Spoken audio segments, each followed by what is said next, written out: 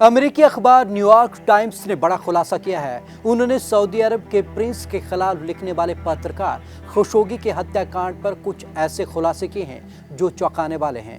4 हत्यारों को अमेरिका में प्रशिक्षण मिला। अब सवाल ये उठ रहा है, क्या हत्यारों को अमेरिका में प्रशिक्षण मिला तो इसके पीछे किसका हाथ हो सकता है? चलिए आपको ये खास रिपोर्ट दिखाते हैं।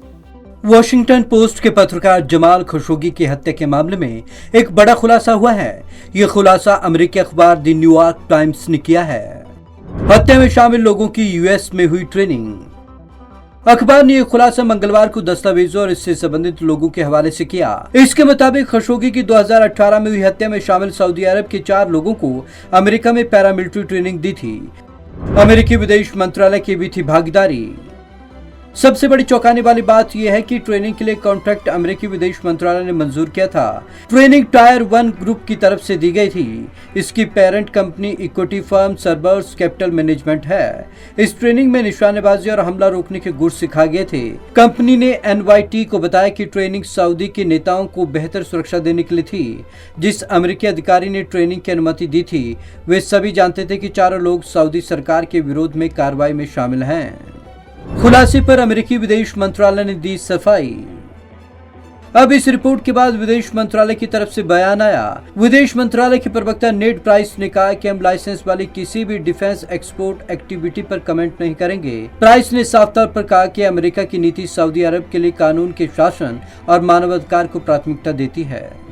कंपनी के सीनियर एग्जीक्यूटिव ने की थी खबर की पुष्टि। रिपोर्ट के मुताबिक टायर 1 ग्रुप की parent company server capital management के सीनियर एग्जीक्यूटिव लुइस ब्रेमर ने पिछले साल संसद के सवालों का जवाब देते हुए इस ट्रेनिंग की खबर की पुष्टि की थी। रिपोर्ट में बताया गया कि डोनाल्ड ट्रंप प्रशासन में ब्रेमर को पेंटागन में बड़ा पद दिया जाना था। इसी सिलसिले में सवाल जवाब किए गए थे। हालांकि ट्रंप प्रशासन ने ब्रेमर का नॉमिनेशन वापस ले लिया, साथ ही अपने जवाबों को भी कभी संसद को नहीं सौंपा। क्या है पूरा मामला? दरअसल 2018 में जमाल खशोगी की इस्तांबुल स्थित सऊदी एम्बेसी के सामने हत्या कर दी गई। उनका शव आज तक बरामद नहीं किया गया। वो वॉशिंगटन पोस्ट में सऊदी सरकार के खिलाफ आर्टिकल लिखते।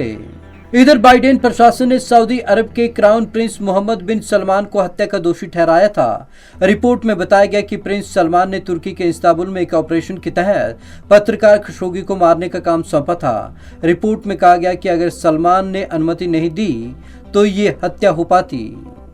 तो रिपोर्ट में इस बात का खुलासा हुआ कि चारों हत्यारों को अमेरिका में पूरी तरीके से ट्रेनिंग दी गई।